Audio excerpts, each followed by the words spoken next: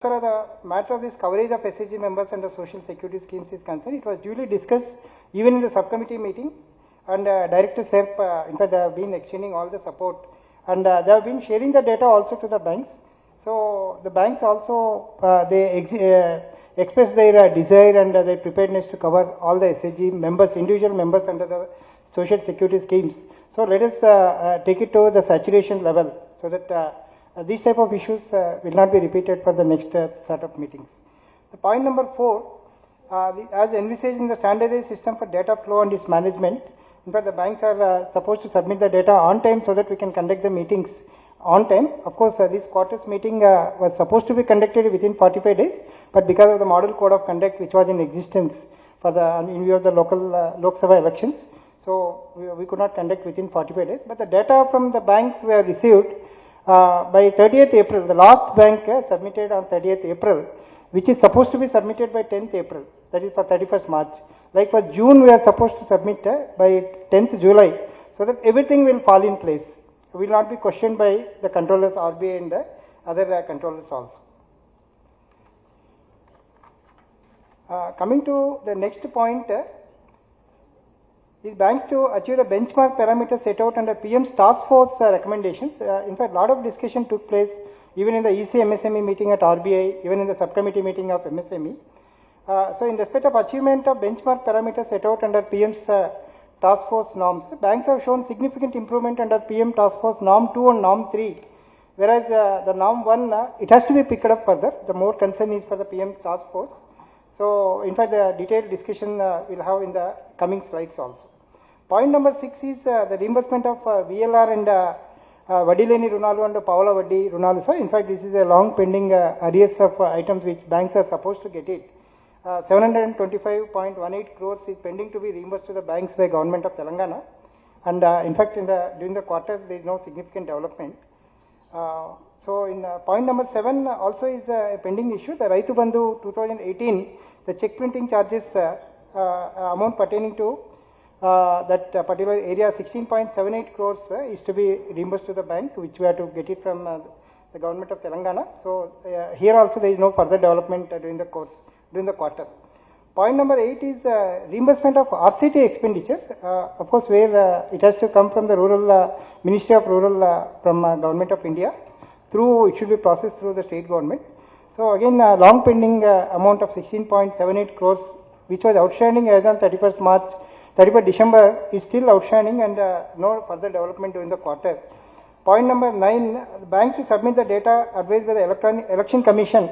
Of course, it was the issue which was discussed in December, and I am very thankful to all the banks, and I take this opportunity to thank all the banks that we got the information on daily basis from all the banks without exception, and we could carry the entire period of code of conduct very smoothly and comfortably from SLBC side. So my gratitude to all the banks. Absolutely, there was the journey was so smooth for the parliament elections.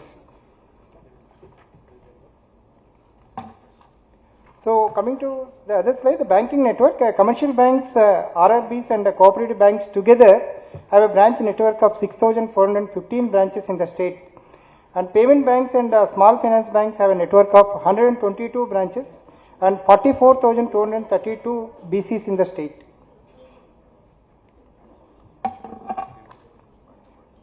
Review of operations, if you look at the BCs, so banks together have BC network of 38,743, of which 27,234 are in rural areas, mostly the unbanked rural centers. Out of these 9,522 BCs, that is 24.57% of BCs they are inactive, and this is in fact a matter of concern. Number of inactive BCs have gone up by 110 during the quarter, new additions. Further, Yes Bank has a share of 65.57% of total BCs, and has a share of 87.62% in the inactive BCs, both in the number of BCs and number of inactive BCs. The share is the major share is from the Yes Bank. In fact, in the subcommittee meeting also, Yes Bank is sensitized to bring down this number significantly. So there is an assurance from the bank. So I request Yes Bank to please look into this. During the quarter, the number of BCs have gone up by 243, mainly contributed by Yes Bank and State Bank of India. There is progress in increasing the digital modes of payment, ATMs and POS machines. So banks have ATM network of 9,397 ATMs as at the end of March 2024. And in respect of POS machines, banks have deployed 2,20,692 POS machines across the state. While number of ATMs have come down by 195 during the quarter. In fact, we have taken the responses from the individual banks, the reasons for coming down. The many banks, they conveyed that in view of the technical issues, these are just kept aside and they will be reactivated again. Hopefully, that number will come back in the current quarter. So, POS machines have gone up by 24,721 during the quarter. And the status of PMJDY accounts, the below table, it indicates that there are 1,17,94,720 accounts with the banks, with a net growth of 1,23,096 during the quarter. And 80.95% of the accounts are Aadhaar seeded, and RuPay cards are issued to 73.26%. Of course, the stipulation is we need to take them to 100% saturation level. Just calculated the average balance per account, including the zero balance accounts, which works out to 3,673. And if we exclude the zero balance accounts, the average works out to 4,407 rupees per account. Just for information, sir, this is the pan-India status of the PMJDY state-wise data. As far as the state-wise comparison in the concern, our state is in the 16th position. Not a welcoming thing, of course, among all the states. We are almost at the midpoint. Position with 33,759 PMJDY accounts per lakh of population. So this number has to go up. A lot of abundant potential for the opening of more and more accounts. Slightly, positivity is slightly improved from 33,561 during the quarter. This is relating to the social security and insurance schemes, the progress as on 31st March. So far, banks have covered 1,51,88,020 beneficiaries under PMSBY insurance schemes, the 65,26,501 under PMJJBY, and under APY, Atal Pension Yojana, 19,20,645 beneficiaries are subscribed. During the quarter, PMSBY has grown by 4,37,000, PMJJBY by 3,02,000, and APY is 63,813. Overall, the achievement of under APY Atal Pension Yojana also we ended with 88% in the year, all the banks. We missed 100%, we missed. In fact, PFRDA, they are conducting the national level award program at the Delhi on 21st, and one more at for South Zone Fill Station program at Chennai on 28th. Maybe banks might have received the invitation from PFRDA. Some banks, in fact, they are getting the awards also.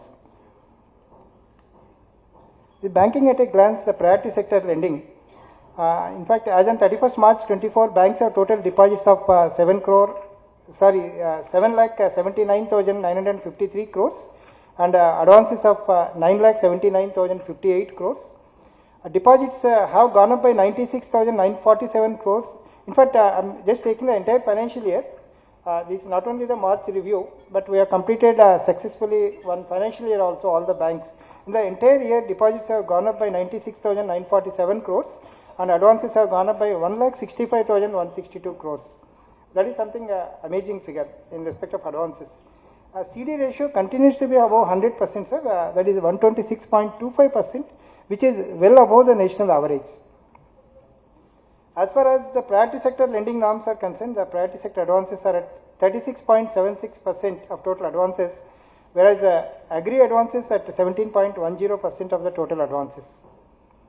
Advances to micro enterprises are at 6.65% of the total advances, whereas the advances to weaker sections are at 13.02%.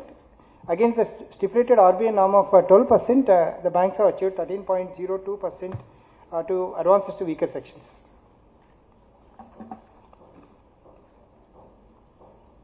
This achievement of annual credit plan, the position as on 31st March 24. If we just look at the sector wise, during the financial year, banks have disbursed 64,940 crores as short-term production loans, together both Kharif and Rabi, and achieved 88.42% of the ACP targets. In fact, Kharif is 79.48% and Rabi is 101% achievement is recorded. Under investment credit to agriculture, the banks have disbursed 47,933 crores, achieving 121.88% of the ACP targets. Overall, under agriculture, banks have disbursed 1,12,875 crores and achieved exactly 100.10%. So we have not missed out the bus or the train this time, and we could achieve 100% in agriculture in all the subsectors. Banks have disbursed MSME loans amounting to 1,07,483 crores, achieving 197% of the ACP targets. Banks have disbursed total priority sector loans of 2,28,988 crores, achieving 123.56% of the ACP targets set for the previous year. And as far as the total credit plan is concerned, aggregating both priority and non-priority, banks disbursed 6,50,012 crores, achieving 267.74% of the ACP targets.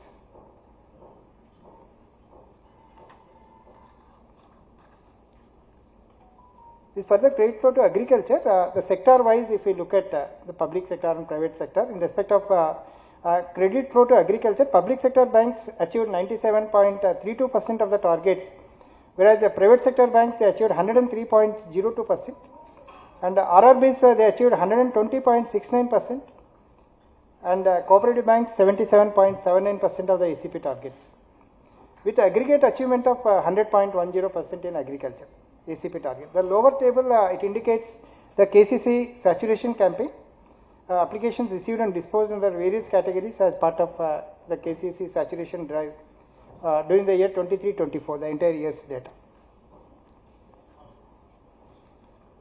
The further variants of KCC, the KCC to dairy farmers, if we look at the data, cumulative bank-wise data as well as the data during the financial year, both the factors are shown here. So banks have so far sanctioned 4,049 applications under KCC dairy out of 11,896 applications received. In fact, the rejections were large during the initial stages of this saturation drive, and subsequently the rejections have come down drastically. 298 applications are pending with banks for more than 15 days. Request all the banks to clear them so that the number will go up further.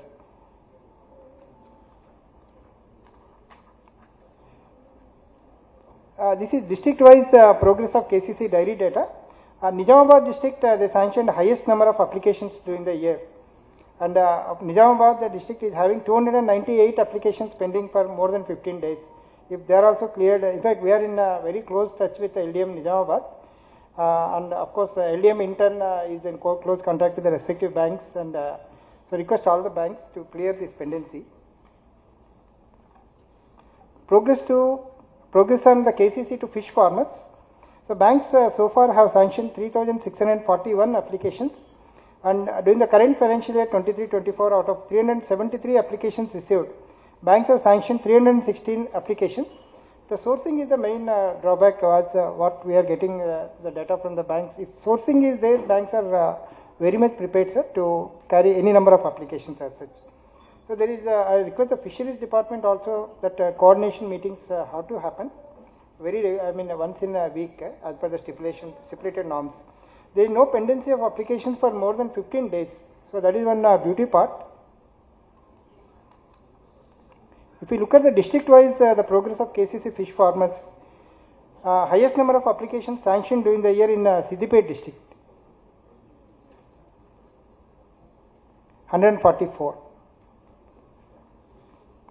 This is a pledge finance against warehouse receipts and also the joint liability groups, JLGs, the Bhumihin Kisan, as on 31st March. Under warehouse receipts and receipts financing, banks have outstanding loans of 85.64 crores sanctioned to 417 units.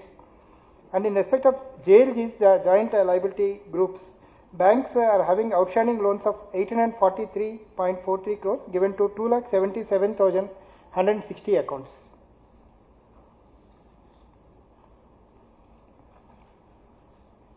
This slide indicates the NPA position of outstandings and also the NPAs in respect of agriculture sector in respect of banks in the state of Telangana. So banks have outstanding agriculture loans of 1,39,199 crores, of which 5.44%, that is 7,566 crores are NPAs. And overall NPAs of agriculture sector positivity is they have slightly come down by 0.67% from 6.11% to 5.44% during the quarter. And in absolute terms, NPAs have come down by 557 crores during the quarter.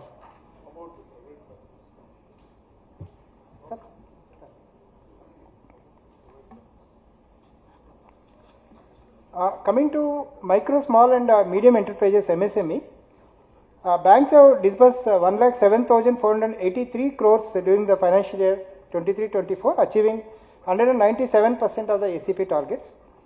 The achievement during the current financial year is much higher as compared to the previous year, where previous year's achievement was 174%, whereas this year the achievement is 197%.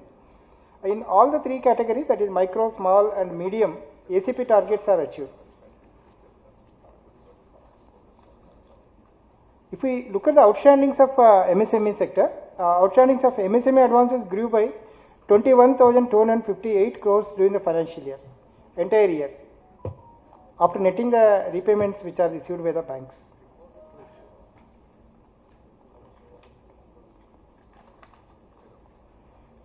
This is the bank linkage to MSME clusters. As per the data of clusters which is received from the MSME DI department, so the banks have covered all these clusters, and we have an estimated enterprise of 27,358 operating in MSME clusters across the state, and all the enterprises have been credit linked.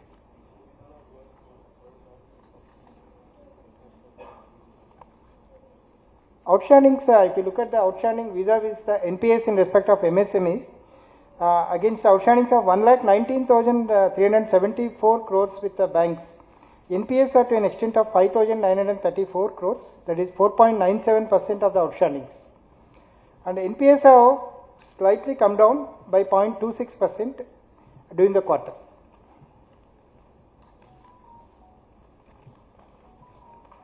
Coming to the specific schemes, the Pradhan Mantri Mudra Yojana, PMMY, the performance, if we look at the data as on 31st March, under the PMMY, banks have sanctioned 10,905 crores to 9,40,862 beneficiaries, achieving 102% of the targets. The lower part of the table, it indicates the sector-wise achievement under PMMY. Private sector, they achieved 75.71%, of course on a higher target, and 6,333, 4,790, the target was 6,333 for PSBs, and the private sector 125 target is achieved, very well exceeded, RRB is 71.31%. The category wise, again the progress report of PMMY, if we look at, the women enterprises, they are sanctioned 2,974.34 crores, whereas the new entrepreneurs, they are sanctioned 4,961.71 crores, 4,911.71 crores. Pan-India comparison just we made, where exactly we stand, the Telangana state. So among the states, we are at 22nd position with 2,706 sanctions per lakh of population. Much potential is available for the banks to improve the position further. In fact, the per lakh number was 2,373 in the previous quarter, and of course slightly it is improved. We have gone to 2,706. Coming to PM Stand Up India program, SUI, banks have so far sanctioned 11,811 Stand Up India loans, amounting to 2,804 crores as on 31st March 24. And during the quarter, 560 beneficiaries are sanctioned 104.46 crores.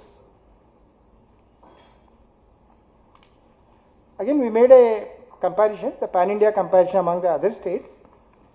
Our state is at 8th position in respect of number of account sanctions, that is 11,811, and at 7th position in respect of disbursed amount disbursed, that is 1,079.10 crores. And similarly, we are at 10th position among the states in respect of sanctions per lakh of population. So 36 per lakh of population is the status of PM Stand Up India. I just made the further analysis of this PM Stand Up India data. If we look at the loans, because PM Stand Up India can be sanctioned to either SC beneficiary or ST or the women entrepreneurs. So for SC, if we take, we are at the number 6th position, the state is at number 6th position in respect of accounts and amount 4th rank. And for STs, we are at number 1 position in respect of number of accounts. Pan India, we are at number 1 position for STs. And in respect of amount also, we are at number 1 position. Women, we are at account wise 11th position, amount wise at 8th position. So this is a further analysis of this Stand Up India data. If you look at the PM EG Employment Guarantee Program, under flagship program of Government of India. So under PMEGP, banks have sanctioned loans to 2,494 projects, achieving 85% of the targets in respect of projects and 113% in respect of the margin money targets. And among the southern states, there is a small comparison here among the southern states. The data indicates that we are at 3rd position in respect of margin money achievement. And NPA in PMEGP have slightly gone up from 5.56% to 5.58% in absolute terms, and the NPAs have gone up by 4.87 crores during the quarter in absolute terms.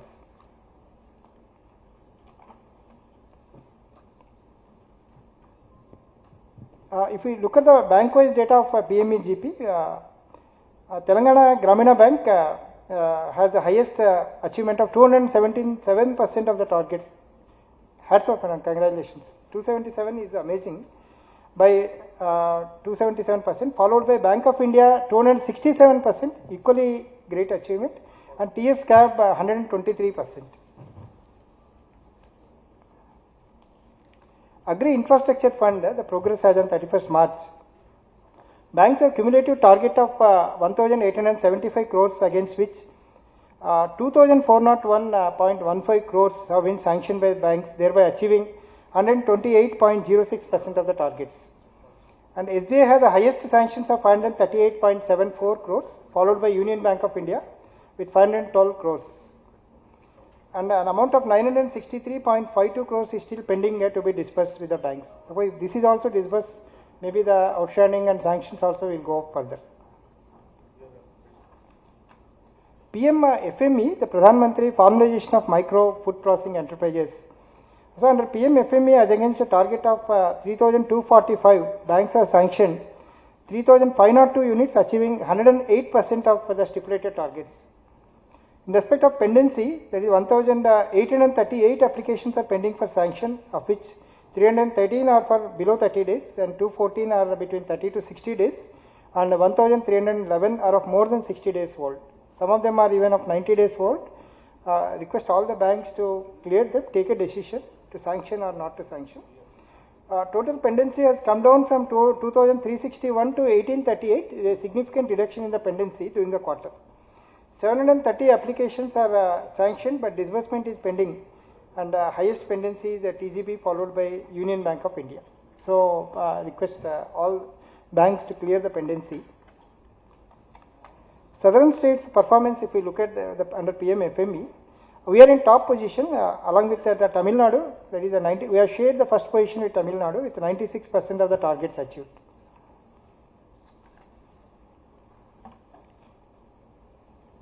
This is another wonderful scheme, the PM Swanidhi, Street Vendors Atmanirbhar Bharat. So under PM Swanidhi Tranche 1, banks have sanctioned 90.29% of the applications, that is 4,20,902. And for the entire year, disbursements also work out to 89.63% of the sanctioned applications. And 43.47% of applications are returned by private sector banks.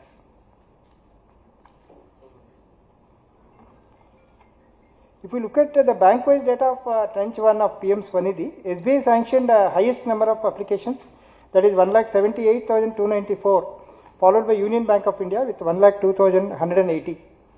And 72.12% of applications are returned by the HDFC Bank. Under Tranche 2 of PM Swanidhi, 2,09,121 applications are sanctioned by banks, which works out to 81.47%, of which public sector banks sanctioned 1,77,432 applications, and RRB sanctioned 12,822, and private sector banks sanctioned 603, and disbursed 79.65% of the application sanctioned, and 29.09% of applications are returned by private sector banks. If we look at the bank-wise data of Tranche 2, SBI sanctioned the highest number of applications, 98,674, that 92.97%, followed by Union Bank of India, 50,807, which works out to 77.90%. Under PM Swanidhi Tranche 3, 48,103 applications are sanctioned by banks, which is 81.45%, and disbursed 47,007 applications, which is 79.59% of the applications received. So this again the bank-wise data of the Tranche 3 of PM Swanidhi. SBI sanctioned highest number of applications, 19,986 at 95.53%, followed by Union Bank of India, 14,965, 88.64%. Again, we made a comparison of Pan India, the PM Swanidhi.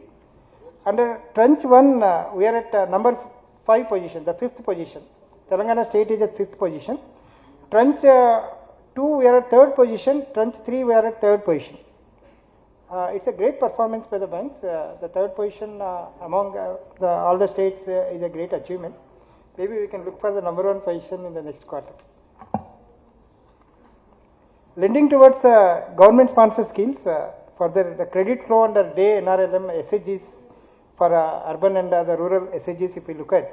So as far as the credit flow to rural SHGs are concerned, the banks have disbursed 15,453.19 crores, achieving 102.77% of the targets. And NPAs under rural SHGs have slightly come down from 2.63% to 2.26%, the positivity during the quarter. And in respect of urban SHGs, banks have disbursed 2,997 crores, achieving 160.97% of the targets. And NPAs under urban SHGs have also slightly come down from 4.35% to 4.08% during the quarter. This is bank-wise progress under SHGs, NRLM and also the NULM. It is shown separately in both the tables. Under SHG NRLM, Central Bank of India achieved the highest, that is 178.93%, followed by Canara Bank with 154.74%. Under NULM, Union Bank of India achieved the highest, that is 196.36%, followed by Canara Bank 185.91%. This credit flow under education loans, under priority sector education loans, banks have disbursed 784.97 crores, and under non-priority sector 2,330.34 crores during the financial year. 0.69% of the education loans are NPAs with the banks. Very encouraging, in fact, 0.69% is only the NPA. Under priority sector housing loans, the banks have disbursed 4,069.45 crores during the financial year, and 0.49% of the home loans are NPAs with the banks.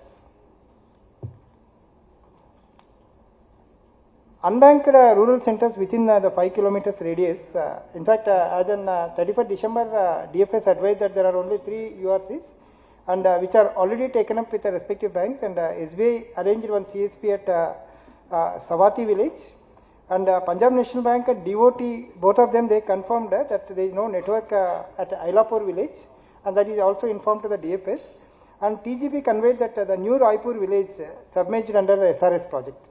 So as at the moment, as on 31st March, there are no URCs which are pending, which are advised by the DFS as on 31st March in the state of Telangana. This is a TFIIP, the Targeted Financial Inclusion Intervention Program. As part of this, we have 3 aspirational districts which are identified by the DFS, Bhadradri, Kottagudem, Asifabad, Komaram Bhim, and Jaishankar, Bhupalpalli. If we just look at the data here, the progress made, achieved. In fact, this is the data received from the DFS direct. A review of progress is done on key performance indicators of operative CASA accounts and PM JJBY, PM SBY, and APY enrollments against the benchmark targets in respect of these 3 aspirational districts. And great thing is all the 3 districts have achieved the benchmark targets under all parameters, except Asifabad district achieving only 94% in respect of PM SBY enrollments. Other than this, all others well exceeded 100%. Yes. PM Adarsh Gram Yojana is also financial inclusion initiative to cover the public. Sir, yes. Yes, sir. This is APY performance. Under APY, banks have made 3,88,890 enrollments, achieving 85.21% during the year. Financial literacy initiatives, there are 80 FLCs in the state spreading financial and digital literacy among the general public. Yes, sir. These FLCs have conducted 5,848 camps during the year. And all the districts, 33 districts in the state are 100% digitally enabled, and one way or the other, the digital mode of transactions are being carried by these districts. Yeah. Yes, sir. Yes, sir. This is already discussed, sir. This is already discussed. This oil palm cultivation, so banks have outstanding loans of 109 crores, and during the financial year, banks have disbursed 40 crores. This Pradhan Mantri Awas Yojana, PMAY so far subsidy of 1,624 crores has been passed on to 70,392 beneficiaries. The CD ratio, which I already conveyed, that 125.53% is the CD ratio recorded. So Dharani portal, whatever issues are being raised by the banks from time to time, they are being escalated to the technical team. 11 RCTs, they have trained 7,640 candidates during the year. These issues remaining DCC at DCC and DLRC. In fact, many LDMs are not conducted the DCC in view of the model code, and they will be completing during the course of this week.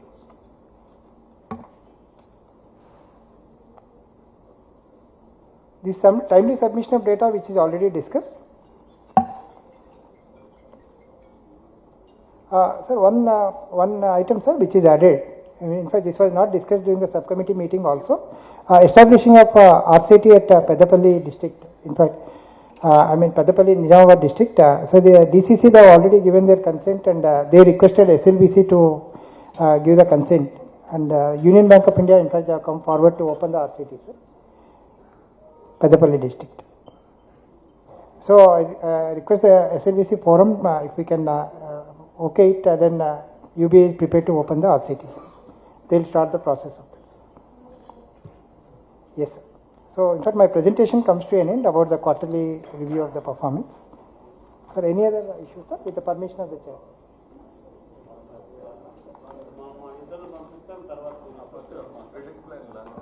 Yeah, we will go for launching of trade. Sorry? So launch.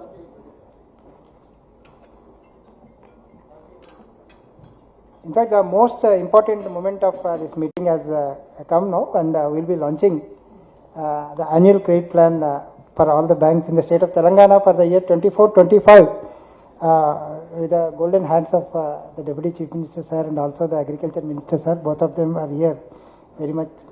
So I request both of them to please launch the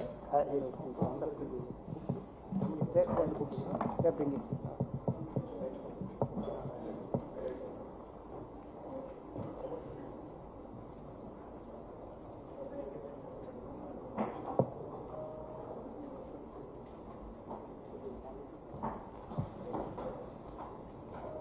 Sir,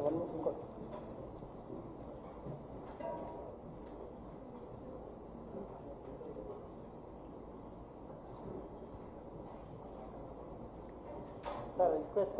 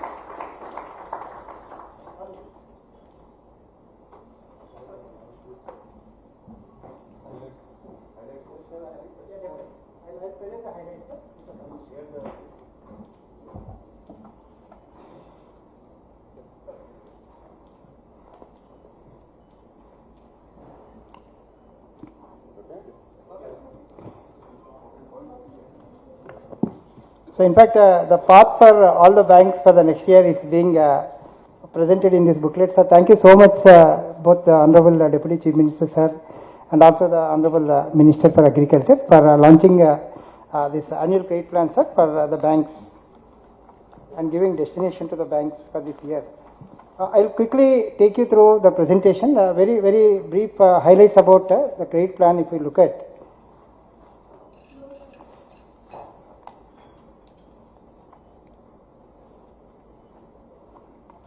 So in fact, the credit disbursement for the financial year 24-25, in fact, just only 2 lines I just wanted to say. We are much thankful to NABARD for providing the potential linked credit plans both at the district level and also at the state level, which have become the basis for preparing the district credit plans by the LDMs and aggregating all these and to come out with a state level the credit plan by the SLVC, which we are presenting now. And basing on the district level plan we have prepared, and I'm just taking you the slide. The credit disbursement for the financial year 24-25 projected at 6,33,777.48 crores against 2,42,775 crores for the previous year. So there is a phenomenal increase of 161.05% of the ACP target for this current year. Disbursal under priority sector advances for the financial year 24-25 projected at 2,80,550 crores against 1,85,327 for the previous year, with an increase of 51.38% for the current year. And disbursal under agriculture sector for the financial year is projected at 1,34,138 crores against 1,12,763 crores for the previous year, with an increase of 18.95% for the current year. Short-term production credit is projected at an increase of 10.95%, amounting to 81,478 crores for the current year. And investment credit, agriculture term loans and allied activities, they are projected at 28,222 crores with an increase of 57.54%.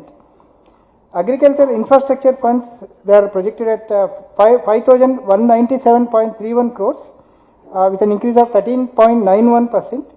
And agriculture ancillary activities are at 19,239.87%, 14.19% is the growth. Micro, small and medium enterprises are projected at 1,29,635.83 crores is projected and at an increase of 137.12%. This is all the projections are based on the potential which is identified, which is scanned, the geographical scanning which is carried by NABARD, and it is by and large it is mapped to the credit potential credit plan which is given by NABARD. In respect of other priority sectors, an amount of 10,768.59 crore is allocated to housing sector. Amount of 2,706.53 crore is allocated to education loans under priority sector only. Amount of 3,301.84 crores is allocated for the other sectors. So in a nutshell, this is the annual credit plan. The same thing whatever I presented now.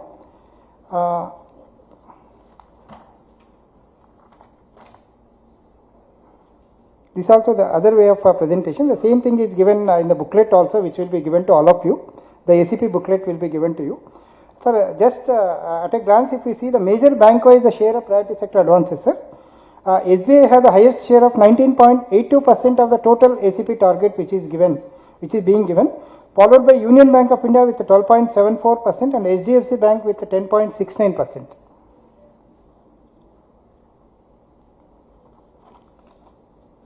The again bank-wise major share of total advances target of total ACP target of 6,33,777.48 crores. ACP projections for SBI are highest at 1,18,000, followed by HDFC at 12.22%, Union Bank at 11.21%.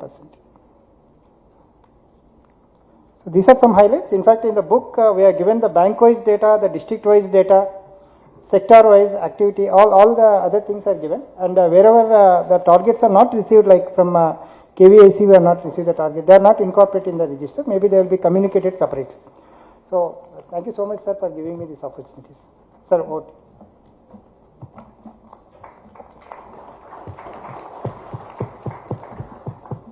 Yeah, thank you, Sri Hari, for the detailed presentation to this August forum on the 41st SLBC quarterly review and annual launch of the credit plan. And now I request Madam Chintala Sushila, Chief General Manager NABARD, to share her thoughts to this August forum.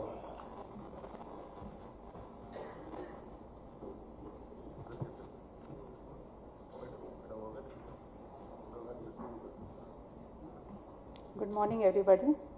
Respected dignitaries on the dais, Shri Bhatti Vikramarka Malugaru, Honorable Deputy CM of Telangana, Shri Tummal Nageshwara Garu, Minister of Agriculture, Textiles, Marketing Cooperation, Shri Ramakrishna Rao Garu, Additional Chief Secretary, Shri Kamal Prasad Patnaik ji, RD RBI, Shri Rajesh Kumar ji, CGM, SLBC President, Shri Mitra ji, SLBC Convener, and all the heads of various departments of Government of Telangana and the senior functionaries and bankers. Very warm morning, and at the outset I would like to extend my hearty congratulations to SLBC and to all the bankers for having surpassed the targets that were set for last year 23-24, which is 123% of the target, and I think we all need applause for that. And all the more because of Telangana is celebrating a decade of its formation, and banks and NABARD, Reserve Bank of India, have been playing a very active and crucial role in the development of the state. That doesn't mean that we are satisfied. There's so much more to do, and I'm sure that with the convergence of initiatives of our bankers, NABARD, RBI and state government, we'll be able to take it forward on a better plane.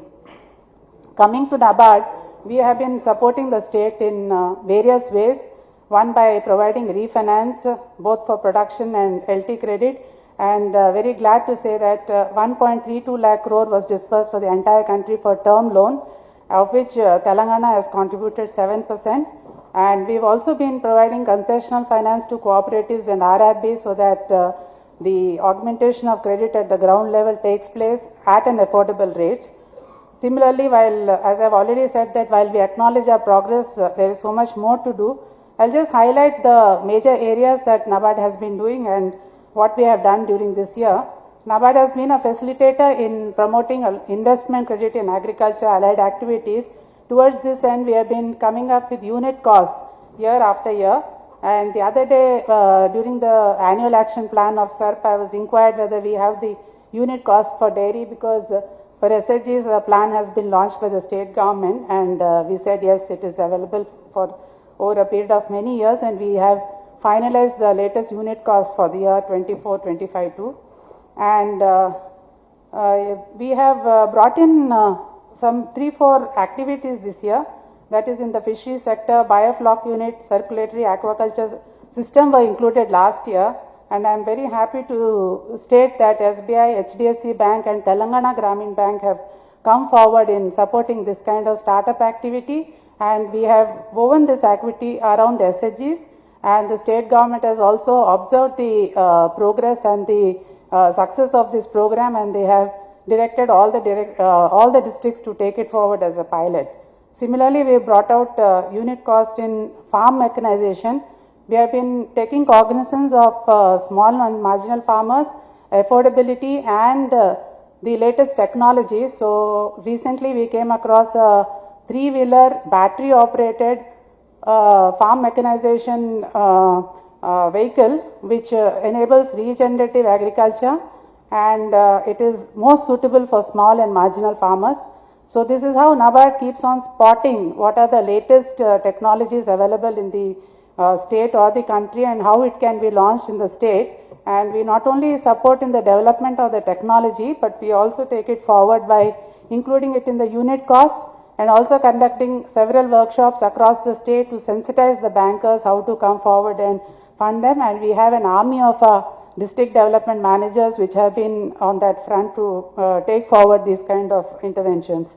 Coming to infrastructure support to state government, we have been actively engaged with the state government in funding under various funds, that is RADF, NABARD Infrastructure Development Assistance, the credit facility for federations for procurement operations, the direct refinance assistance, the DIDF Fisheries Aqua Infrastructure Development Fund, and happy to share that cumulative sanctions of 11,602 crores have been given under RIDF, 14,516 crore under NIDA, and 160 crore under DIDF as on 31st March 2024. And projects which have been sanctioned for infrastructure facilities broadly cover agriculture, irrigation, social and rural connectivity, Mission Bhagiratha, Kaleshwaram, micro irrigation, dairy infrastructure, government schools, oil palm area expansion in the state, construction of agriculture, college building, renovation, check dams, upgradation of rural roads, the list goes on. And this is how we contribute to the state capital formation, and it creates opportunities for the bankers also to fund the borrowers. I request the state government to please put forth some high value projects under RIDF this year, and also help in increasing the borrowing power, which is now pegged at 1,000 crores, whether it can be increased to at least 1,500 crores. Then to take forward the agriculture to a higher level, it's time to come up with agri-value chain financing, and we all do understand that this is the most sustainable and effective way of reaching a small and marginal farmer with the potential to benefit a significantly greater proportion of the entire rural population. Banks can benefit from such portfolio expansion and diversification by bundling and cross-selling these products, and agri-value chain financing may be thought of on the commodity-specific value chain, identifying the potential and challenges, and NABARD has been conducting workshops and also studies on these products. I think in Telangana we can concentrate on the turmeric, chili and the cotton value chain. Coming to financing of farmer producer organizations, we have contributed a lot in the promotion and strengthening of the farmer producing organization, and a lot more need to be done. We have about 380 FPOs, out of which about 160 have been credit linked, and we also provide credit guarantee for all the member level institutions, that is the banks, up to 2 crores through our subsidiary called NAPSAM Rakshan, and around 40 crores has been funded this year, and the leading banks have been SBI, HDFC, ABGVB, TGB, NAP Kisan, Kotak Mahindra Bank. And we coming to Agri Infrastructure Fund, presentation has already been made how it has been done. But before that, I would say that in March 2023, this AIF PMU was established, which is now right now housed in NABARD, but it has been established by the state government of Telangana through NAPCONS. And post setting up this unit, there has been a amazing development on this front. And when it comes to annual sanctions, Telangana state ranks second in the entire country. And when it comes to total sanctions, we are sixth. The figures have already been rolled out, that is, it is 2,400 crores, and the disbursement are to the tune of 14,1688 crore. And again, congratulations to SBI for leading the show, followed by UBI, HDFC and Canara Bank. When it comes to agriculture, I think we are not far away when it comes on the digital front. Development of AgriStack is nothing short of the next big revolution in the Indian rural economy. And as on date, 12 states have entered into an MOU with central government for AgriStack, and Telangana is one among them. And the status of implementation in Telangana is State Agricultural Department has prepared the crop registry and uploaded in AgriStack, and the department is also in the process of preparing a farmers registry. So we request the state government to give a push to this, and NABARD is ready to collaborate on this fund. Then climate change is a very big issue, and green financing is also in the forefront and is being discussed on a large scale across. And we have a bed of self-help groups and farmer producer organizations which we are proud of in the state of Telangana. Probably we should launch them as the warriors of climate change before we lose any time. And we in NABARD, we are the national implementing entity for adaptation funder under UNFCCC, GCF and National Adaptation Fund for Climate Change. And we have already collaborated with Asian Development Bank to tap climate capital to fund agri and natural resources. We have also come out with a green taxonomy, which is now being incorporated in credit assessment and tagging green projects. In Telangana, we have implemented 2 NAFCC projects on resilient agriculture households through adaptation to climate change and restoration of degraded landscape to natural state of ecosystem for climate resilience and livelihood improvement of vulnerable communities covering 10 districts of the state. So as on date, we have also supported 37 climate proofing projects in 20 districts covering an area of 4,838 hectares and about 6,000 beneficiaries, of which 12 are ongoing. Similarly, to address the challenges in the meat value chain, we collaborated with ICAR NRC Meat in Hyderabad for wholesome meat production and value addition for small and medium scale entrepreneurship development, and the same has resulted in prototype of Swachha Meat Van, a hygienic slaughtering unit for small ruminants, and Wow Hut, a composting unit for solid and liquid waste management. In the recently concluded unit cost committee meeting, we have also finalized the unit cost of this, and that can be covered by the banks under Animal Husbandry Infrastructure Development Fund. Similarly, we have also collaborated with PJT SAU on direct seeding of rice through drones. So this is the first ever intervention in India, and now other states and governments are following. And the seed can be sprayed in 6 minutes in 1 acre, which leads to efficient system and also tackling the labor issues other than spraying of pesticides and fertilizers. Similarly, drone pilot training is something which needs to be taken up on a priority basis in the state. Then we have also taken up digital facilitation for enhancing profitability of farming community, wherein a collapsible van goes into the remote areas of the state and it collects soil samples, land use plan survey, irrigation, fertigation, capacity building and market linkage. We are given to understand that on similar lines, the Raitu Vedikas in the state are also being activated. And coming to support to startups, I think if we need quick and fast development in the agriculture, which is the need of the hour, very essential to collaborate startups with the agri front. And we have been taking up the issue with SLBC, and thanks a lot to Rajesh Kumarji and Mitraji for having included our idea of inviting the startups, AIDEA and Ag Hub to the SLBC meetings, and I'm sure this would sort of foster the bank linkage for the startups in future. Credit potential has already been announced by the officer of SLBC, so I will not reel out the figures. While the potential for 24-25 have been released, the work in NABARD for the year 25-26 has already started, the PLP work. So it's a year-long exercise at our end. A few things which I would like to highlight for the bankers and government departments is the achievement of targeted credit plan and credit deepening, particularly investment credit, may be followed up. Crop diversification by farmers for better income generation and credit support for processing sector may be highlighted.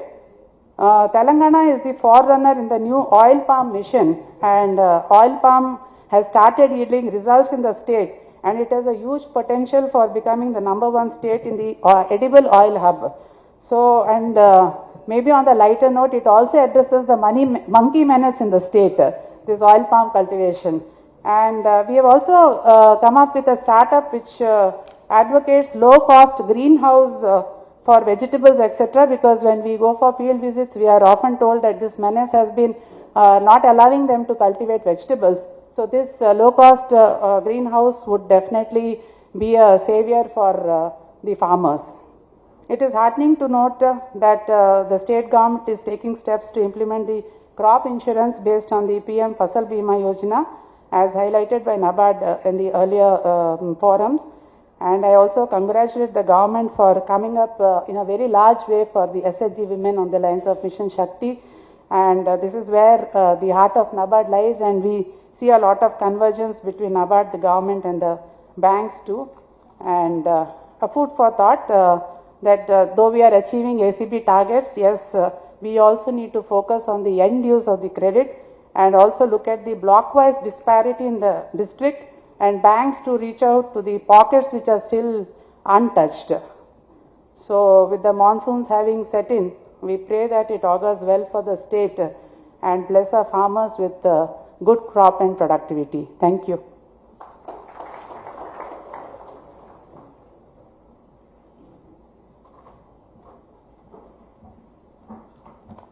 Thank you, Sushila Madam, CGM NABARD, for your interesting and insightful speech. NABARD has always been in the forefront of rural and agriculture development in Telangana and rest of the country. And now I request Shri Kamal Prasad Patnaik, Regional Director, FIDD RBI, to share his thoughts to this August forum.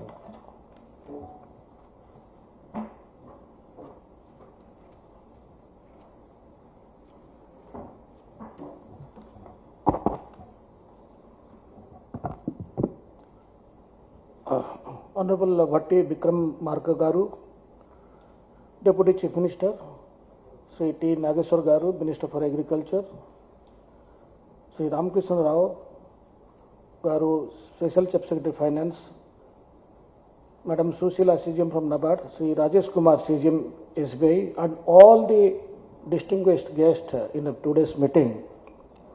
First of all, I must thank the convener bank SBI for launching this ACP today, and it's actually my first meeting, having come from J&K region to this new state Telangana, which is already 10 years old. But I'm really privileged that the presence of the Deputy Chief Minister, the Minister for Agriculture, and the Special Chief Secretary, adds, the dignity, grace, and the weight to the importance attached to the SLBC meetings. I must congratulate both the NABARD and the SBI for bringing out a very ambitious ACP document, which I feel is a roadmap which a state like Telangana, which has just a 10-year-old, but on the path of a very rapid progress. I can say with my experience of 6 different states and stint abroad, Telangana has been, one of the most progressive state prior to bifurcations, but it created because some regions were not attended and some regions require focused attention, and that is actually what we see today in reality. Now, I was told that I will not speak about statistics and data because as already all my speakers before me has already discussed. But I will share my thoughts because we have just seen that world's biggest democratic exercises that has taken place. And we are really grateful that the presence of Deputy Chief Minister and the Minister of Agriculture, who represent the hopes, aspirations and will of the people of Telangana, they are so committed and devoted for the uplift of particularly the citizens of Telangana and more so of the farmers. And being from RBI, from Central Monetary Authority, what could be our role, in this exercise, which is the SLBC, which is the highest forum in the state, where the government officials, the bankers, and the senior functionary of the government, the many chief ministers, deputy chief minister, everyone from the government is closely involved to chalk out their roadmap for the development. And I'm really happy. I was going through the foreword of this annual credit plan by Honorable Chief Minister Sri Reddy Garu. Actually, I'm greatly inspired by one of the statements which he laid out in the the third paragraph of his foreword.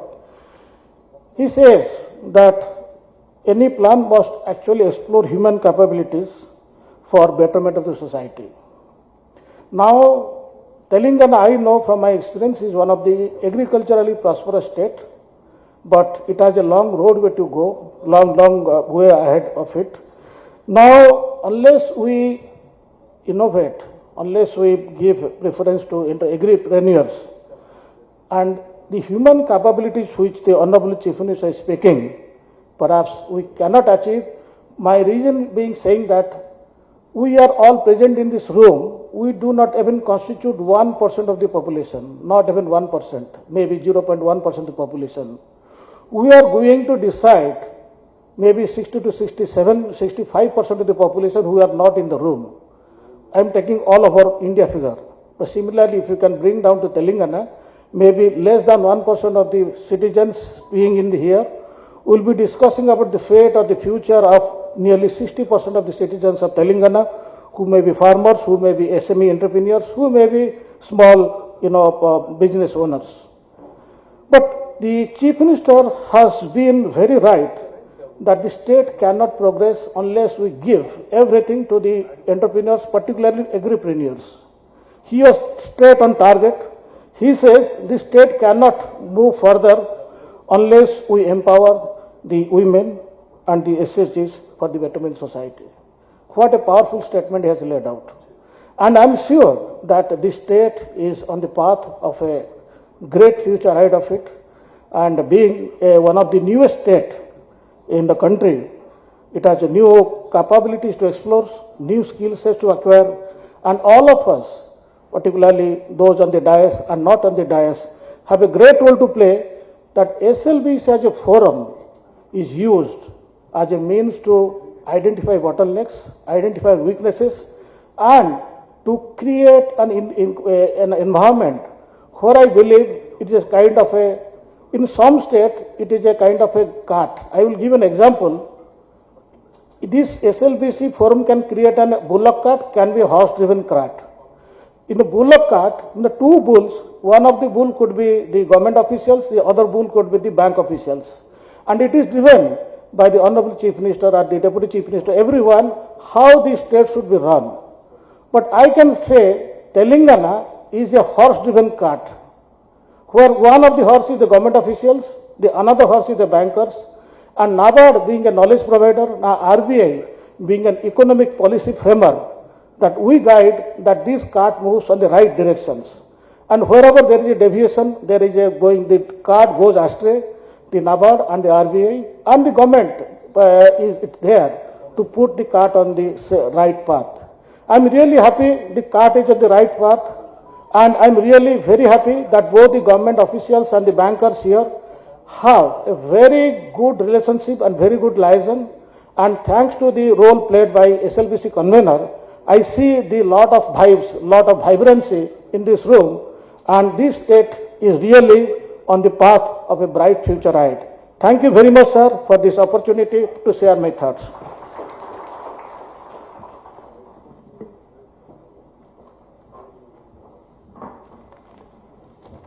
Thank you, Kamal Prasad Patnaik, sir, Regional Director, FIDD RBI, for your very inspiring and interesting observations and encouragement given to this forum of bankers. And we will definitely keep up your inspiring words will be converted to action by us, and we'll definitely reach the goals set under the ACP. And here I now request Shri Tumala Nageshwar Rao Garu, Honorable Minister for Agriculture, Marketing, Cooperation, Handloom and Textiles, Telangana, to share his thoughts to this forum.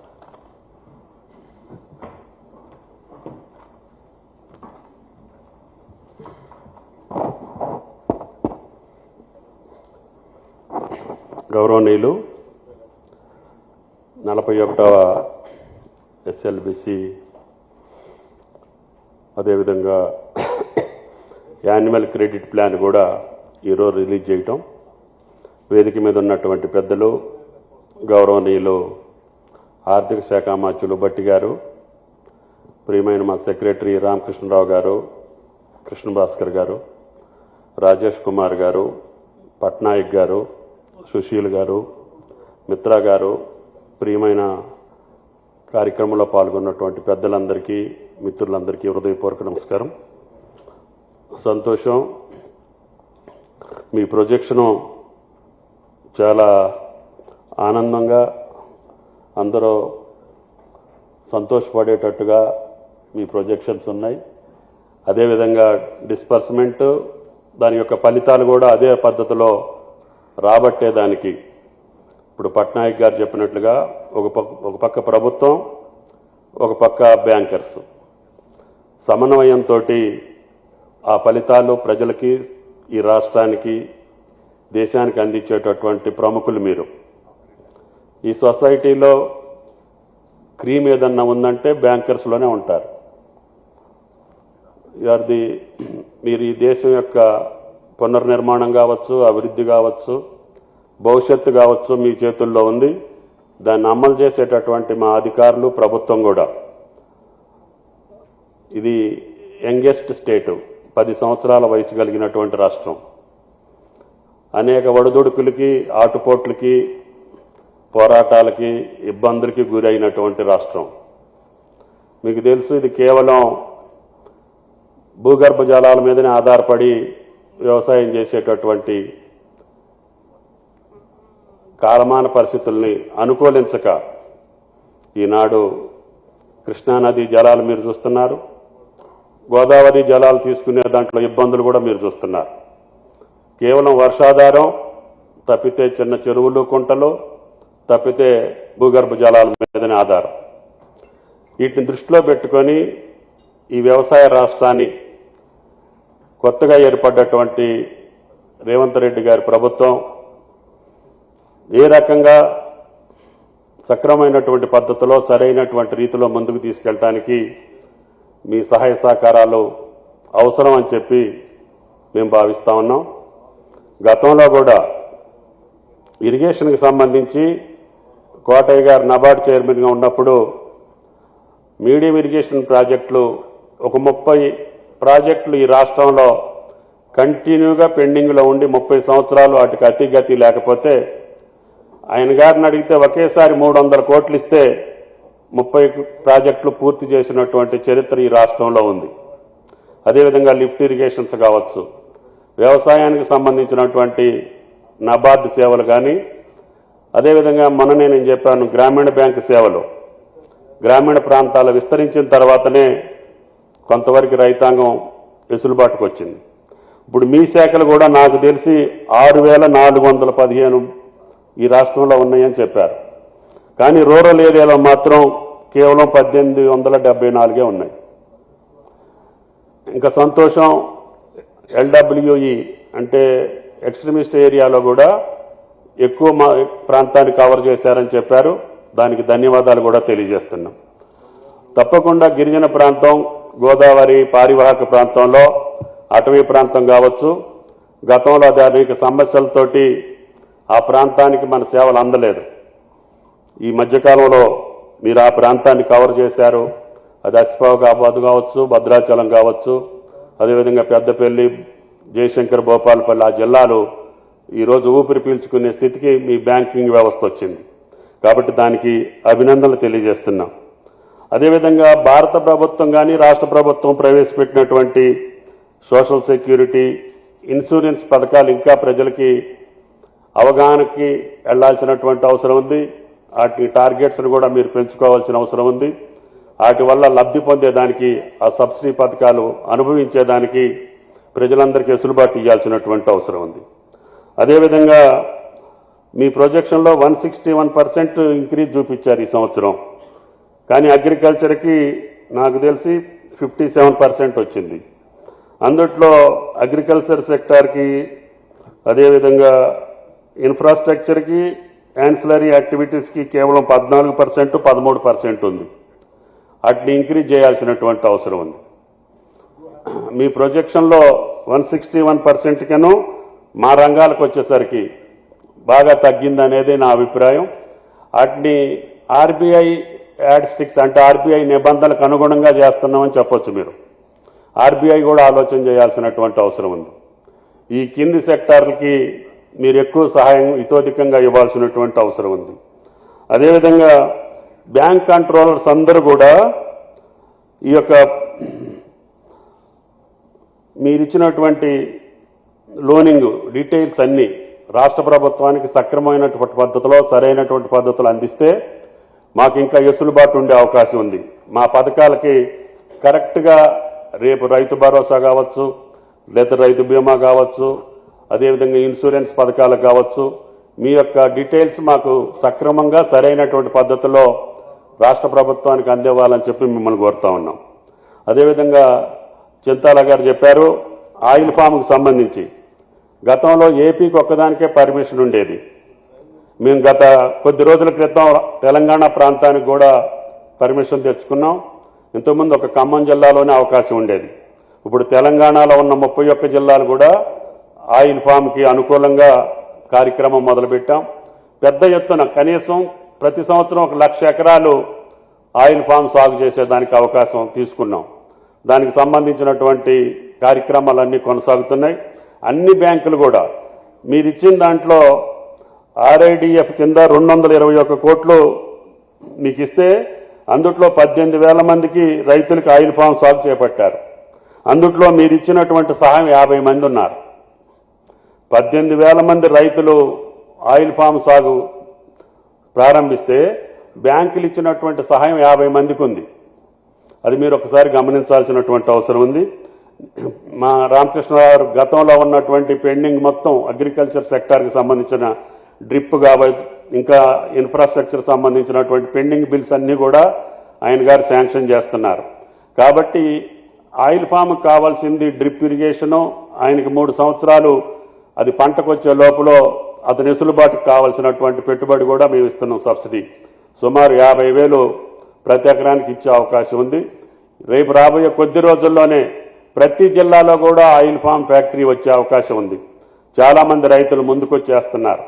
కాబట్టి ఆ పంట ఇప్పుడున్న అన్ని పంటల్లో కంటే మేలైనటువంటి దిగుబడితోటి పాటు రాబడితోటి పాటు ఇప్పుడున్నటువంటి ప్రకృతి వైపరీత్యాలకు దూరంగా ఉండేటటువంటి అవకాశం ఉంది. ఇందాక మేడం గారు చెప్పినట్లుగా కోతులతోటి భయం లేదు, తుఫాన్లతోటి భయం లేదు, అదేవిధంగా దొంగలతోటి భయం లేదు. మార్కెటింగ్ ఇమ్మీడియట్గా మేమే తీసుకెళ్లి ఫ్యాక్టరీలో ఇమ్మీడియట్గా తెల్లారి ఆయన అకౌంట్లో పైసలు వేస్తున్నాం. ఆ పంటకు సంబంధించినటువంటి యాడిస్టిక్స్ అన్నిటిని కూడా తప్పించి ఎంతవరకు వీలైతే అంతవరకు ఆయిల్ ఫామ్కి సంబంధించినటువంటి వ్యవసాయాన్ని తెలంగాణ రాష్ట్రం అనుకూలమైనటువంటి రాష్ట్రంగా మీరందరూ గ్రహించి దానికి హితోధికమైనటువంటి సహాయ సహకారాలు అందించాలి. దానికి కావలసినటువంటి సపోర్ట్ మొత్తం కూడా మా ఫైనాన్స్ మినిస్టర్ గారు చూస్తున్నారని చెప్పి కూడా విజ్ఞప్తి చేస్తున్నాం. అదేవిధంగా ఫుడ్ ప్రాసెసింగ్ యూనిట్లు ఎక్కువ ఉంటే మనం పండించేటటువంటి హార్టికల్చర్ పంటలన్నీ కూడా వ్యర్థం కాకుండా ఉంటాయి. దానికి సంబంధించినటువంటి ప్లాన్ మళ్ళీ మీరు ఇచ్చినటువంటి ప్రొజెక్షన్స్లో తూచా తప్పకుండా ఈ ప్రాసెసింగ్ యూనిట్స్కి కానీ వ్యవసాయ అనుబంధ రంగాలకు సంబంధించినటువంటి అంశాలు యానిమల్ హస్బెండరీ కావచ్చు, అదేవిధంగా అన్నిటికీ మీరు హితోధికంగా సాయం చేయాలని చెప్పి మీ అందరికీ విజ్ఞప్తి చేస్తున్నాం. ముఖ్యంగా మనందరం ఆలోచన చేయాల్సింది, దశాబ్దాలుగా అన్ని ప్రభుత్వాలు రైతే రాజు రైతే వెన్నెముక అని చెప్తున్నాం, నడుస్తూ ఉంది. కానీ కొన్ని ఫిగర్స్ చూస్తే భయం వేస్తుంది. కొన్ని మల్టీనేషనల్ కంపెనీలు కావచ్చు, కొన్ని సంస్థలు కావచ్చు, వ్యవస్థలు కావచ్చు, ఇన్ఫ్రాస్ట్రక్చర్ ఏజెన్సీలు కావచ్చు, 1,000 కోట్లు 1,00,000 కోట్లు మన బ్యాంకుల దగ్గర నుంచి తీసుకొని ఇప్పుడు వాళ్ళు మనుషులు కనపడట్లేదు. మీకున్నటువంటి నిబంధనల ప్రకారంగా ఇస్తే ఇన్ని లక్షల కోట్లు వాళ్ళు ఏ రకంగా ఎగ్గొట్టగలుగుతున్నారు అనేది సామాన్య ప్రజల మస్తిష్కంలో ఉండేటటువంటి ప్రధాన సమస్య.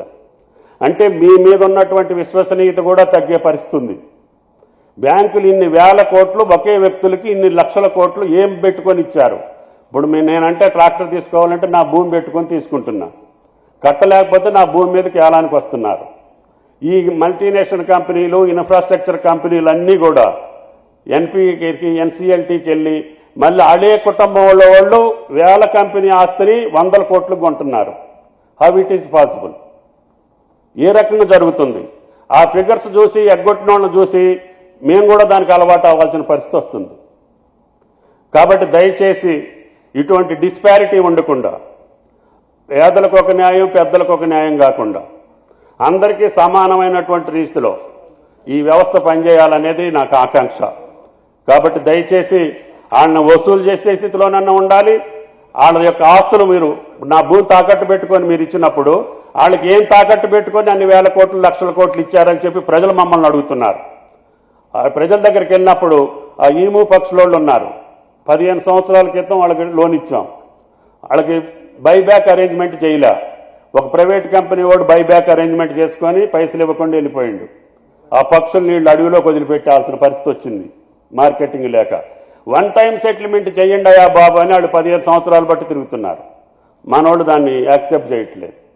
నేననేది ఏంటంటే న్యాయం, ధర్మం, రూల్స్ ఉంటాయి, ప్రొసీజర్స్ ఉంటాయి, పద్ధతులు ఉంటాయి, కానీ మానవీయ కోణం కూడా ఉంటుంది. ఆ మానవీయ కోణాన్ని మీ విధులకి భిన్నం కాకుండా, మీ బాధ్యతలకు భిన్నం కాకుండా, మీ నిబంధనలకు భిన్నం కాకుండా ఈ యొక్క ప్రజల్ని సక్రమమైనటువంటి రీతిలో మీరు ఆలోచన చేయాల్సినటువంటి అవసరం ఉంది. మన వ్యవస్థల మీద విశ్వసనీయత ఉంటే అందరం కూడా రేపు అతి కొద్ది రోజుల్లోనే తెలంగాణలో మార్పు తెచ్చుకునేదానికి అవకాశం ఉంటుంది. కాబట్టి దయచేసి అందరం ఆ ఆలోచన చోటు చేసి ఈ రాష్ట్ర ప్రభుత్వ కార్యక్రమాలకి రాష్ట్ర ప్రభుత్వం ప్రవేశపెట్టేటటువంటి మా భట్టి గారు ఇచ్చినటువంటి ఫైనాన్షియల్ ఇది ఇబ్బంది ఉన్నా అన్నీ కూడా క్రమశిక్షణతోటి పోవాలని చెప్పి ఈ రాష్ట్రాన్ని ముందుకు తీసుకెళ్లడం కోసం రాష్ట్ర ప్రభుత్వం చేసే ప్రతి చర్యకి తోడ్పడాలని చెప్పి మిమ్మల్ని ప్రార్థిస్తూ సెలవు. Thank you.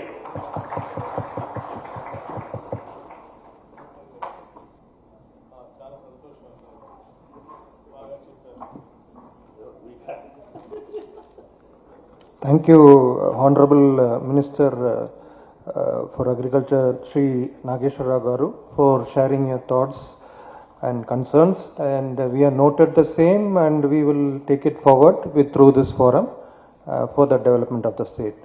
Now I request Honorable Deputy Chief Minister Sri Bhatti Vikramarka Mallu Garu to address this gathering.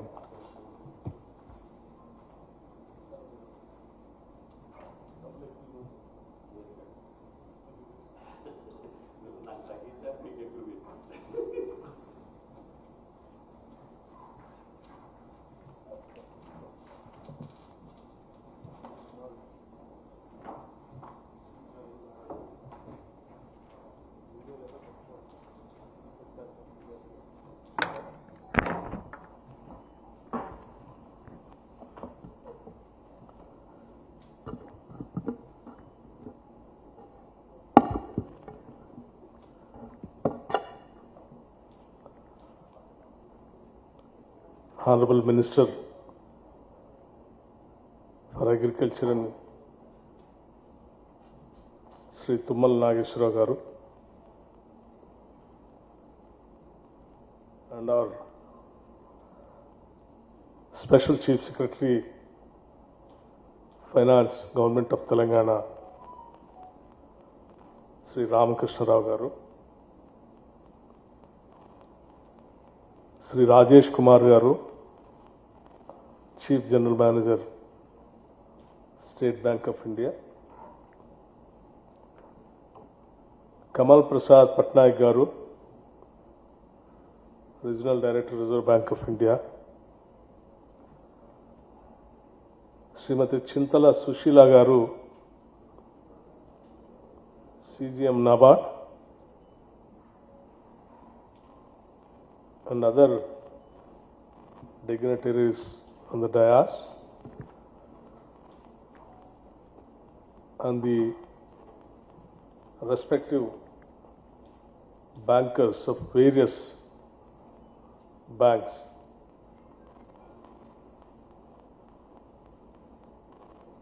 I appreciate and welcome all of you for conducting this SLBC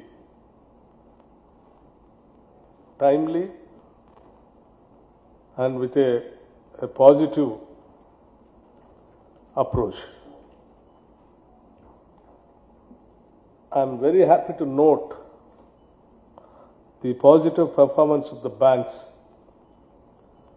during the financial year 2023-24 in various segments of priority sector advances.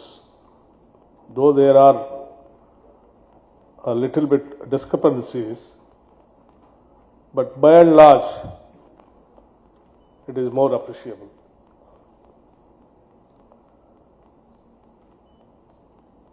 Another interesting item to observe in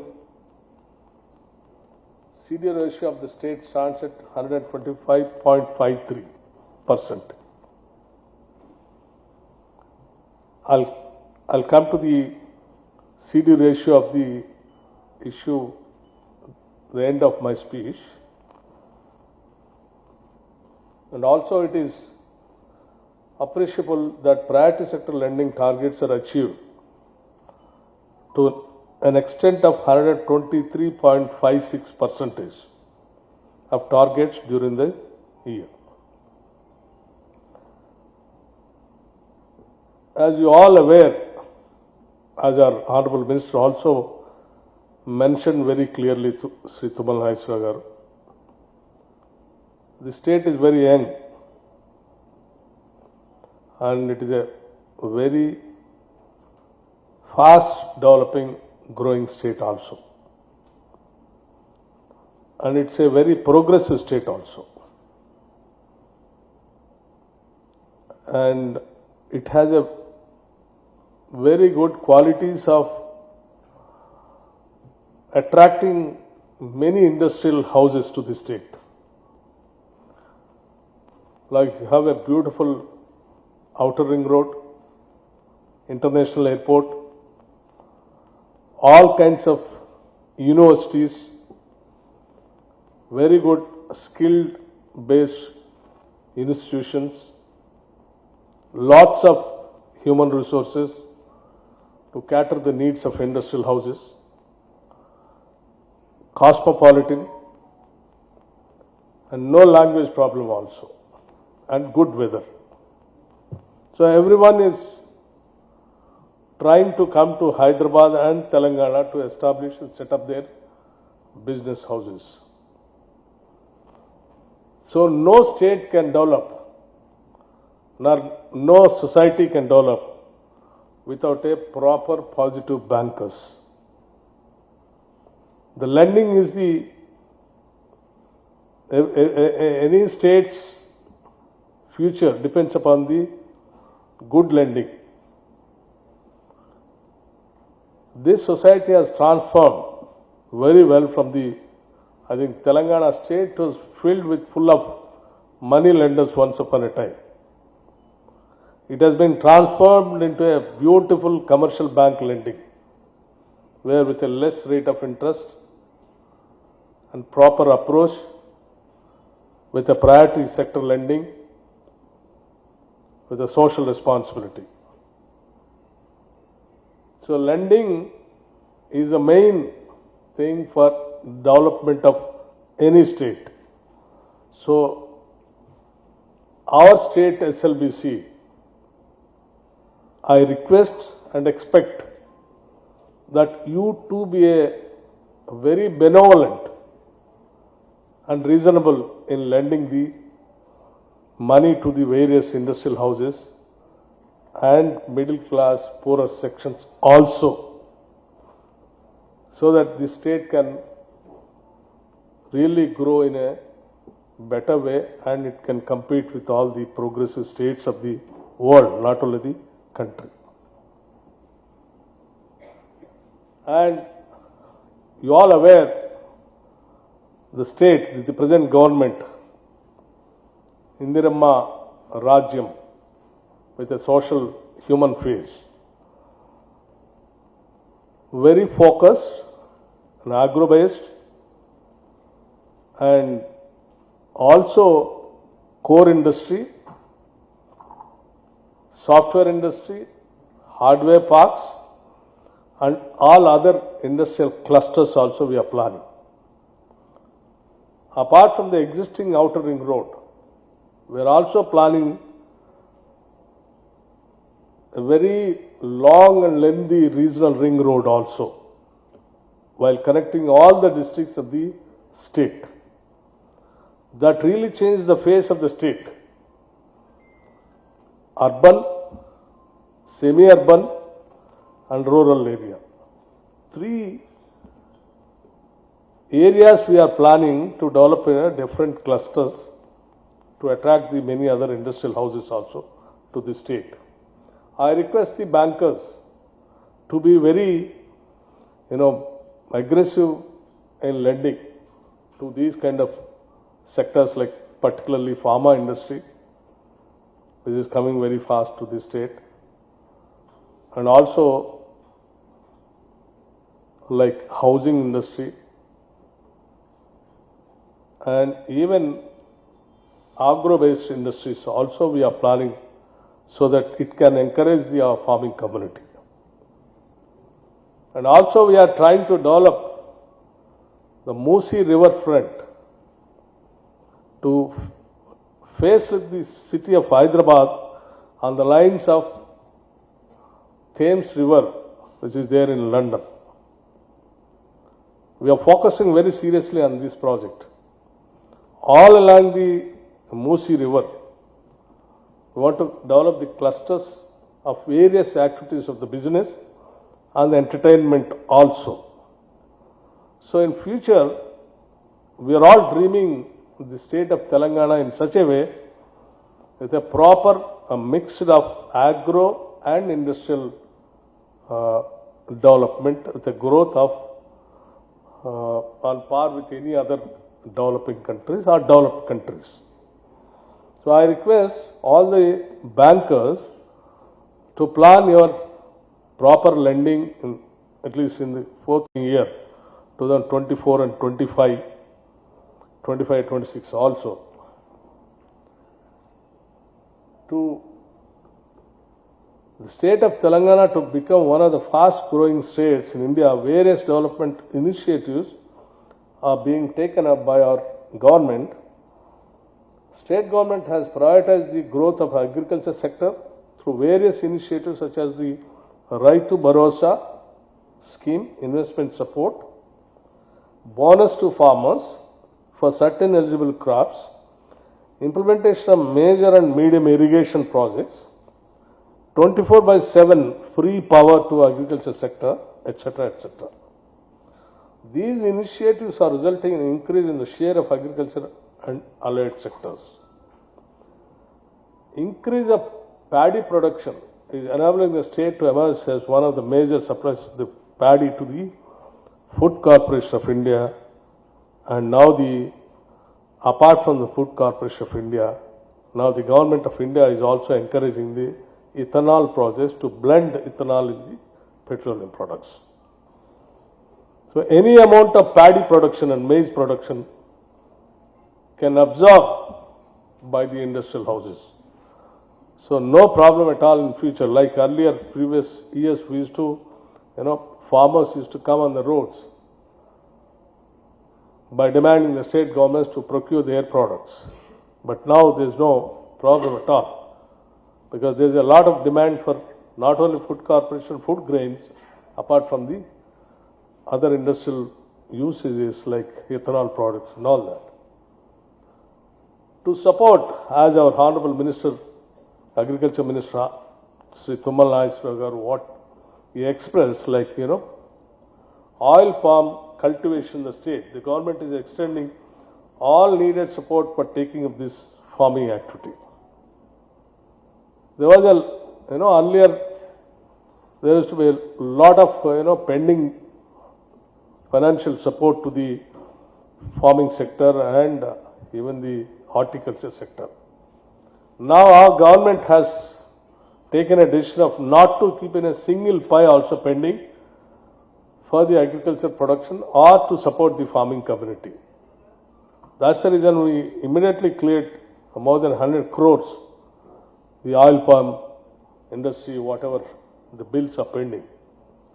In future also we want to encourage poly houses, drip irrigation, sprinklers, and even mechanization of farming also we wanted to encourage so that the production can increase without much burden on the farming community. And also, as you said, as you said, even in your book also you mentioned the oil palm industry. The government of India notified potential area of 3.29 lakh hectares, 8.14 lakh acres in 25 districts of Telangana, apart from already notified area. That means the Telangana state is a very potential state to develop the oil palm industry. So I request bankers to come forward comfortably and lend the money for these kind of farming activity. And also business-friendly policies of the proactive measures being taken by the government to facilitate business are creating a conducive environment that will augment industrial growth in the state. The state has been making continuous effort for the growth of the industrial sector through its innovative policies, which are resulting in increased investments and employment opportunities. The MSME sector is one of the highest employment generating sector in the state. I request the banks to extensively lend and support the small business and street vendors. Though the state government is extending subsidies to various sections of the society, institutional credit to wider sections of the society, more particularly the weaker sections, is essential for overall development of the society. As I see your book, the priority sector lending and other lending like weaker sections lending, though you have mentioned that you are comfortably reached the targets, but I see it is not that appreciable also in these lendings. In some of the SC Finance Corporation lending, they have even to the extent of writing letters to the bankers of sending them their subsidy amount back is something alarming. The SC Corporation has forwarded the granular data on ungrounded units for which subsidy has already been released and requested banks to return the unspent subsidy portion. Generally, the banks have to demand the state governments to send your subsidy amount at the earliest, but it is vice versa. So I request the banks to have a social responsibility and with a human touch. And also, if you see other areas,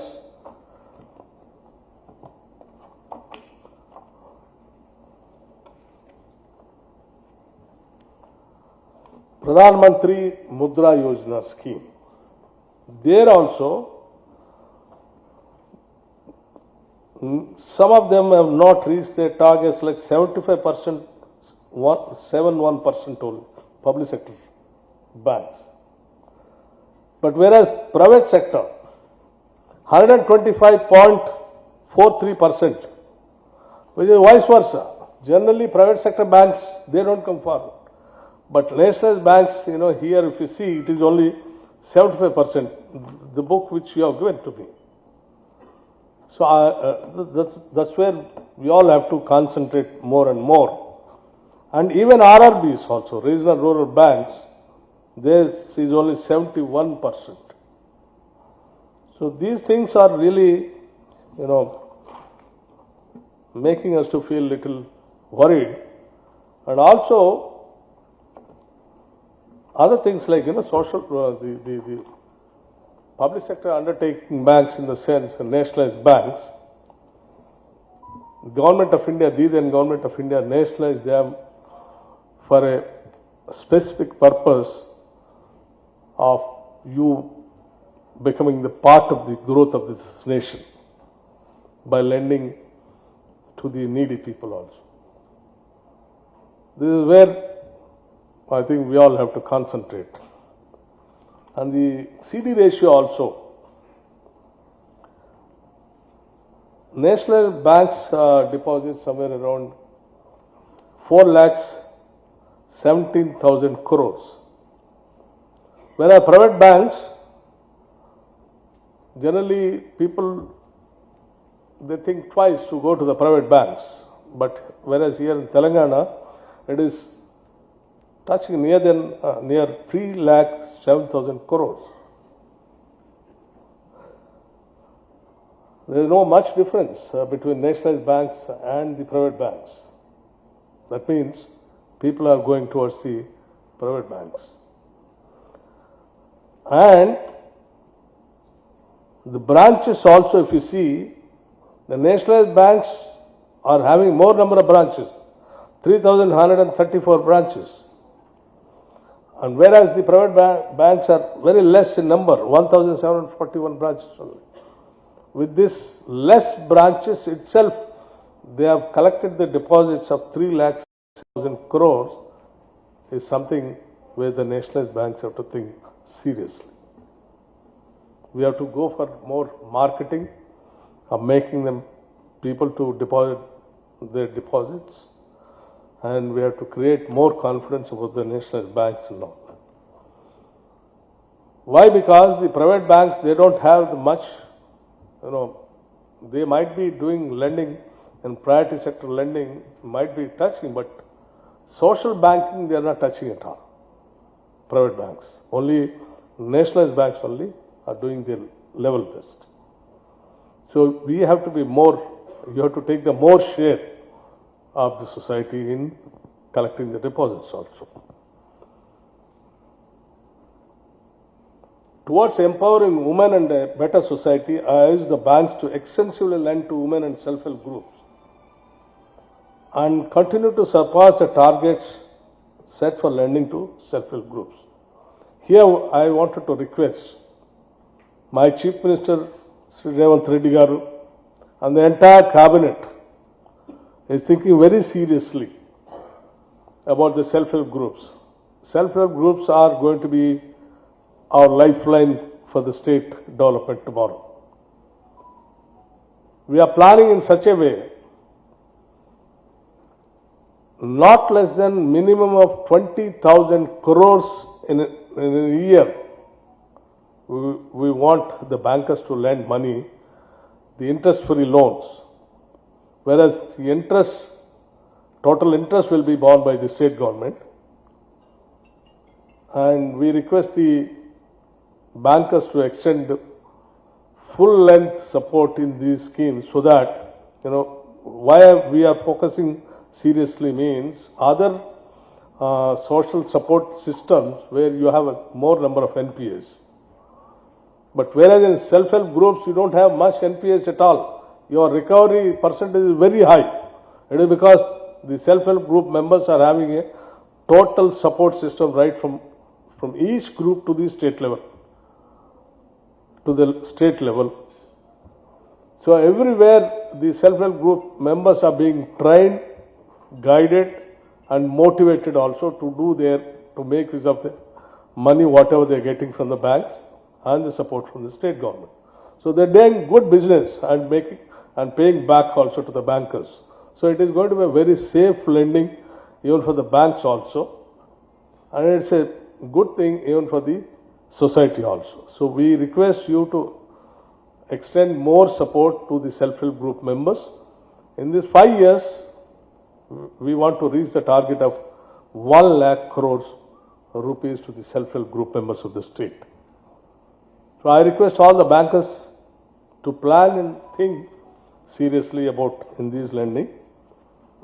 And also banks have been doing commendable service in the financial inclusion area, and I request the banks to continue their focus on financial initiatives,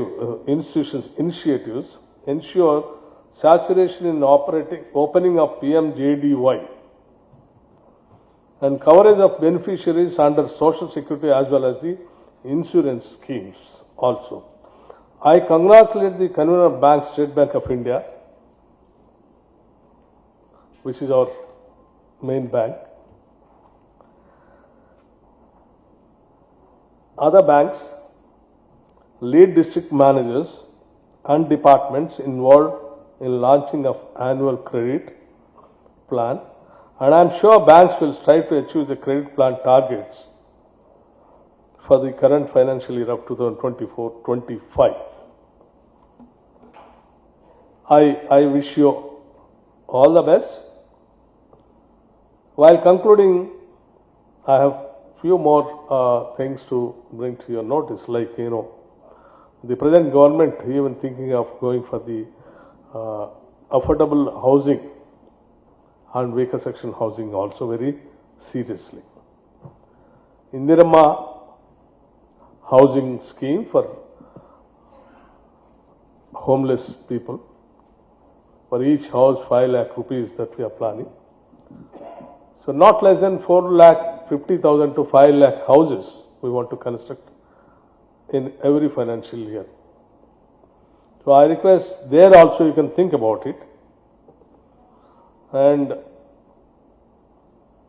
RIDF, as our madam requested the state government to take more, from 1,000 crores to 1,500 crores. Yes, definitely, madam, we'll take your advice and suggestion.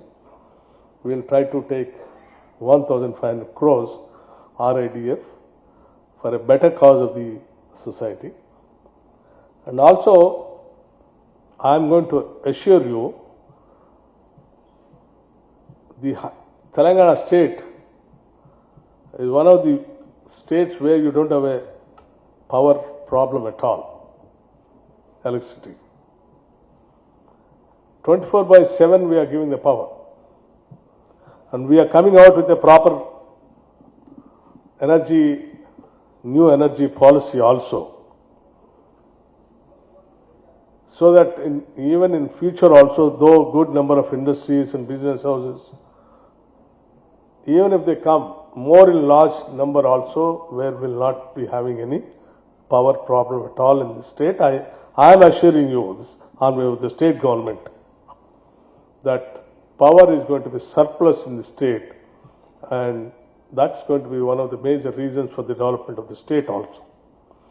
So you can assure as bankers, whoever comes to you, and industrial houses, Hyderabad is, the Telangana is the state where you don't have a water problem, where you don't have a power problem, where you don't have a human resources problem, where you don't have a language problem, where you don't have any problem at all. This is the destination for the country and the world also. This is what you can, on behalf of the state government, you can make a suggestion to all the industrial houses who are coming. And the state is a very friendly government with the bankers, and even in the recovery also, not only the lending, even the recovery also. I know we understand your major problem will be recovery only. Even in recovery also, we are here to extend all our support and cooperation to the bankers. But our request is to see to that you reach your targets: priority sector lending, welfare lending, industrial lending, and other, wherever you have any other innovative lending, please go ahead, and the state is with you. Thank you very much. Thank you. Thank you.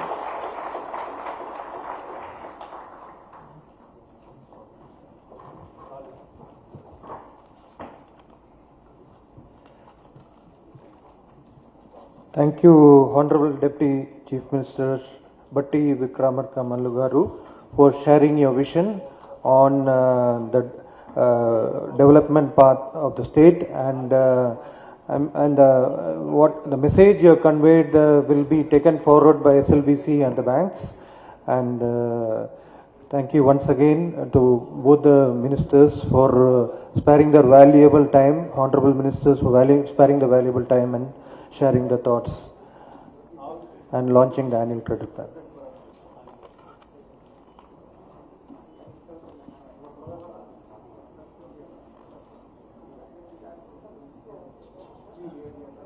Not having a space.